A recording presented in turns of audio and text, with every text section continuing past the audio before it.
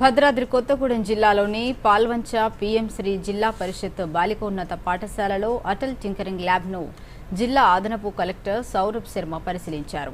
దేశవ్యాప్తంగా పీఎం శ్రీ పాఠశాలల్లో జరుగుతున్న మెగా టింకరింగ్ డే సందర్భంగా విద్యార్థులు ఈ ల్యాబ్ను ఎలా ఉపయోగిస్తున్నారో ఆయన గమనించారు. విద్యార్థుల సృజనాత్మకతను వెలికితీసేందుకు అటల్ టింకరింగ్ ల్యాబ్లు ఎంతో ఉపయోగపడతాయని సౌరభ్ శర్మ తెలిపారు. వాటర్ బాటిల్, అట్టముక్కలు, డీసీ మోటార్తో విద్యార్థులు వాక్యూమ్ క్లీనర్ తయారు చేసినందుకు సంతోషం వ్యక్తం చేశారు. జిల్లా వ్యాప్తంగా 21 పీఎం శ్రీ పాఠశాలల్లో మెగా టింకరింగ్ డే నిర్వహిస్తున్నట్లు ఆయన పేర్కొన్నారు. ల్యాబ్లోని పరికరాలను ఉపయోగించి విద్యార్థులు నూతన ఆవిష్కరణలు చేపట్టాలని జిల్లా అకాడమిక్ మానిటరింగ్ అధికారి నాగరాజశేఖర్తో కలిసి సౌరభ్ శర్మ సూచించారు. Where we organized existing Atal Tinkering Lab. We use the equipments in all PM Shri schools, 20 plus PM Shri schools in our district.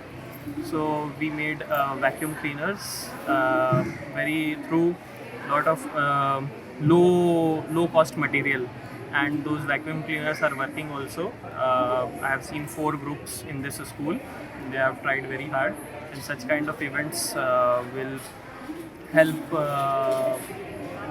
tinker, will help sprout innovation in young children. వాళ్ళలో ఈ Atal tinkering lab ని ఎట్లా ఉపయోగించాలి, అందులో ఉన్నటువంటి పరికరాలని one by one ఎట్లా ఉపయోగించాలి దాని మీద వాళ్ళకి అవగాహన కల్పించడం జరుగుతుంది.